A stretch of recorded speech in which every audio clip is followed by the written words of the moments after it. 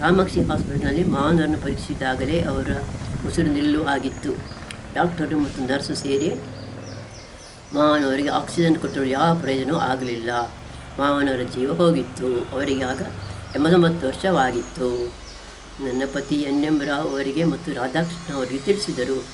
ವಾಣಿ ಕೂಡಲೇ ಆಸ್ಪತ್ರೆಗೆ ಬಂದಳು. ಮಾವನವರ ಶವವನ್ನು ಮನೆಗೆ ತೆಗೆದುಕೊಂಡು ಹೋಗುವುದು ಬೇಡವೆಂದು ನಾವು ತೀರ್ಮಾನಿಸಿದೆವು. ಚಾಮುಂಡಿ ಬೆಟ್ಟದ ತಪ್ಪಲಿನಲ್ಲಿರುವ ಸ್ಮಶಾನಕ್ಕೆ ತೆಗೆದುಕೊಂಡು ಹೋಗುವುದೆಂದು ನಾವು ಆಲೋಚಿಸಿದೆವು. ವಾಣಿಯ ಚಿಕ್ಕಪ್ಪ ಶ್ರೀಧರ ಭಟ್ಟರು ಆ ಊರಿನಲ್ಲಿದ್ದರು. ಅವರಿಗೆ ಕರೆ ಮಾಡಿದಾಗ ಕೂಡಲೇ ಬಂದರು. ಹಾಗೆ ನಾವೆಲ್ಲ ಎನ್ ಎಂ ರಾವ್ ಅವರ ಜೀಪಿನಲ್ಲಿ ಶವವಾಹನದ ಹಿಂದೆ ಸ್ಮಶಾನಕ್ಕೆ ಹೋದೆವು.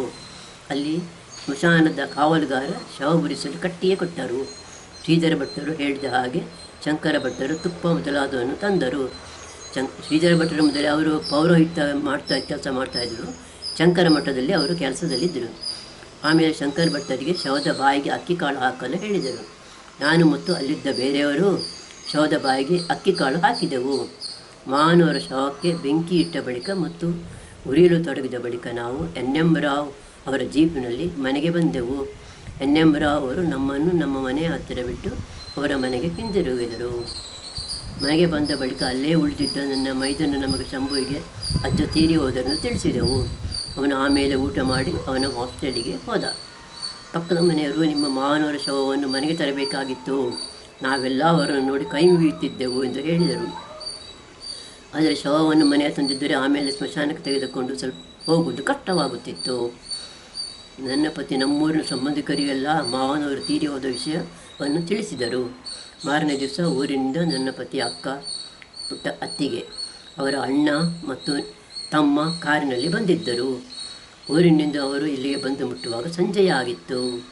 ಮಾರನೇ ದಿವಸ ಊರಿಗೆ ಹಿಂದಿರುಗುವ ಮೊದಲು ಶಂಕರ ಭಟ್ಟರ ಅಣ್ಣ ದೇವಮಣಿ ಶಂಕರ ಭಟ್ಟರು 11ನೇ ದಿವಸದ ಕಾರ್ಯಕ್ರಮಗಳನ್ನು ಉಪ್ಪಿನಂಗಡಿಯಲ್ಲಿ ಮಾಡೋಣ ಎಂದು ಹೇಳಿದರು. ಹಾಗೆ ನಾವು ಮಾವನವರ 10ನೇ ದಿವಸದಂದು ಕುಕ್ಕುಪ್ಪಣಿಗೆ ಹೋದೆವು. ಮಾರನೇ ದಿವಸ ನನ್ನ ಪತಿ ಅವರ ಅಣ್ಣ ಶಂಕರ ಭಟ್ಟರು ಹೇಳಿದಂತೆ ಉಪ್ಪಿನಂಗಡಿಯಲ್ಲಿ ತಮ್ಮ ಅಕ್ಕನ ಜೊತೆ ತಮ್ಮ ತಂದೆಯ ಕಾರ್ಯಕ್ರಮಗಳನ್ನೆಲ್ಲ ಮಾಡಿ ಮುಗಿಸಿದರು.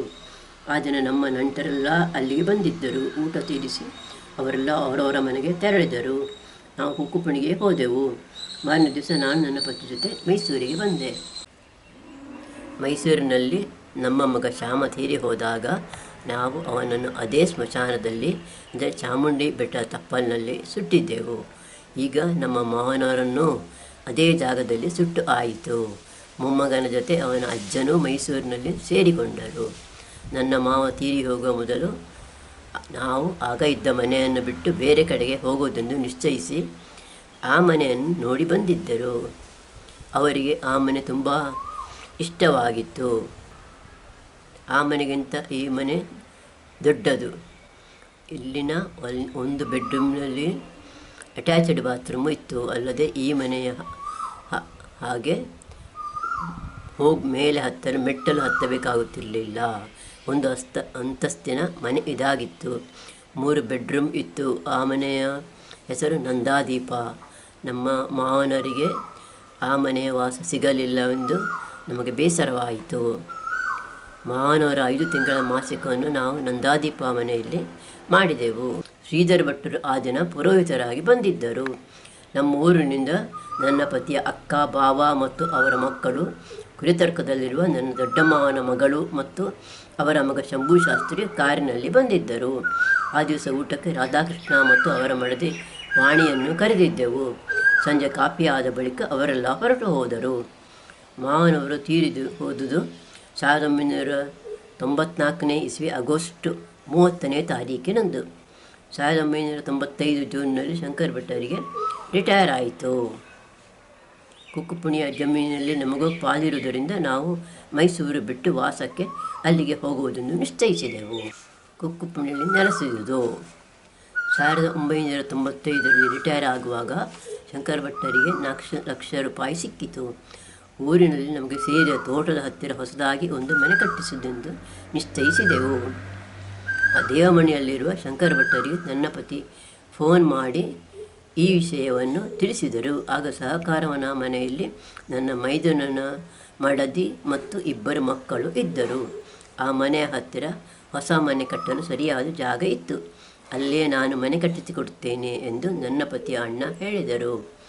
ಆ ಸಮಯದಲ್ಲಿ ಅವರಿಗೆ ನನ್ನ ಭಾವನವರು ಬಿಜಾಪುರದಿಂದ ಬಂದ ಕೆಲಸಗಾರರು ಇದ್ದರು. ಅವರಿಗೆ ನನ್ನ ಭಾವನವರು ತಮ್ಮ ಮನೆಯ ಹತ್ತಿರ ಇರಲು ಮನೆ ಕಟ್ಟಿಸಿಕೊಟ್ಟಿದ್ದರು. ಮೈಸೂರಿನಲ್ಲಿ 9 ವರ್ಷ ನೆಲೆಸಿದ್ದ ನಾವು ನಮ್ಮೂರಾದ ಕುಕ್ಕುಪುಣಿಯಲ್ಲಿ ಇರಲು ಹೋದೆವು. ನಾವು ನಮ್ಮ ಮೈಸೂರಿನ ಬಾಡಿಗೆ ಮನೆಯಿಂದ ಸಾಮಾನುಗಳನ್ನೆಲ್ಲ ಕಟ್ಟಿ ಲಾರಿಗೆ ಹಾಕಿಸಿದೆವು.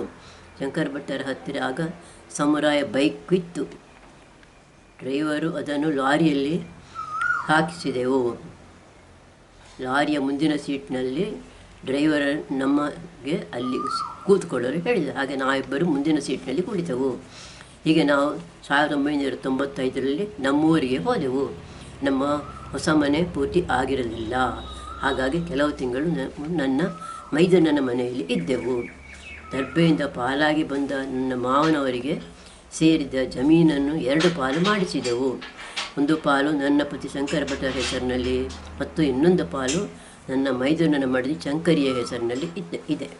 ನಮಗೆ 3 ಎಕರೆ ಅಡಿಕೆ ತೋಟ, ಗುಡ್ಡ ಮತ್ತು ನಾವು ಹೊಸದಾಗಿ ಮನೆ ಕಟ್ಟಿಸಿದ ಮನೆ ಜಾಗ ಸಿಕ್ಕಿತು. ಅವರಿಗೆ 3 ಎಕರೆ ತೋಟ, ಗುಡ್ಡೆ ಮೊದಲಾದವು ಸಿಕ್ಕಿತು. ಹೊಸ ಮನೆ ಒಕ್ಕಲಾದ ಬಳಿಕ ಅಂದರೆ ಜುಲೈ ತಿಂಗಳಲ್ಲಿ ನಾವು ನಮ್ಮ ಹೊಸ ಮನೆಯಲ್ಲಿ ಇರಲು ಹೋದೆವು. ಆಗಸ್ಟ್ ತಿಂಗಳಲ್ಲಿ ನನ್ನ ಮಾವನವರ ವರ್ಷಾಂತ ಇತ್ತು. ಅವರು ನಮ್ಮ ಮೈಸೂರಿನ ಮನೆಯಲ್ಲಿದ್ದಾಗ ತೀರಿ ಹೋಗಿ 1 ವರ್ಷ ಆಗಿತ್ತು. ಅವರ ವರ್ಷಾಂತವನ್ನು ಉಪ್ಪಿನಂಗಡಿಯಲ್ಲಿ ಮಾಡಿಸಬಹುದು ಎಂದು ನನ್ನ ಭಾವನವರು ಹೇಳಿದರು. ನನ್ನ ಪತಿ ಶಂಕರ ಭಟ್ಟರು, ನಾನು ಮತ್ತು ನನ್ನ ಪತಿಯ ಅಕ್ಕ ಲಕ್ಷ್ಮಿ ಸೇರಿ ಕುರಿತರ್ಕ ಮಾಲಿಂಗ ಭಟ್ಟರ ಪೌರೋಹಿತ್ಯದಲ್ಲಿ ಮಾವನವರ ವರ್ಷಾಂತವನ್ನು ಉಪ್ಪಿನಂಗಡಿಯಲ್ಲಿ ಮಾಡಿಸಿದೆವು. ದರ್ಬೆ ಮನೆಯವರು, ದೇವಮಣಿಯವರು ಮತ್ತು ನನ್ನ ಮೈದೂರಿನ ಮನೆಯವರು ಸಹಾಯ ಮಾಡಿದ್ದರು. ಕುಕ್ಕುಪುಣಿ ನೆರೆಕರೆಯವರು ಮತ್ತು ಪುತ್ತೂರಿನಿಂದ ಹನುಮಜ್ಜಿಂದ ನನ್ನ ತವರು ಮನೆಯವರು ಬಂದಿದ್ದರು.